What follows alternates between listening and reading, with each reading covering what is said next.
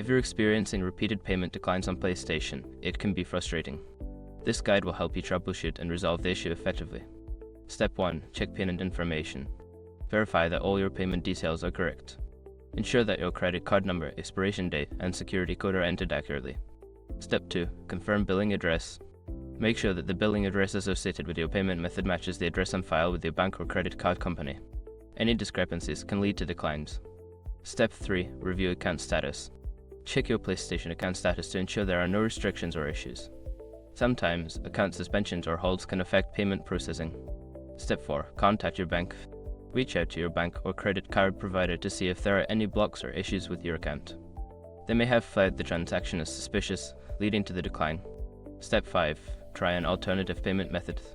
Before filing a refund or dispute, use the SROC.com link in the description to open the refund dispute deadline calculator and confirm your deadline. By following these steps, you should be able to resolve repeated payment declines on your PlayStation account.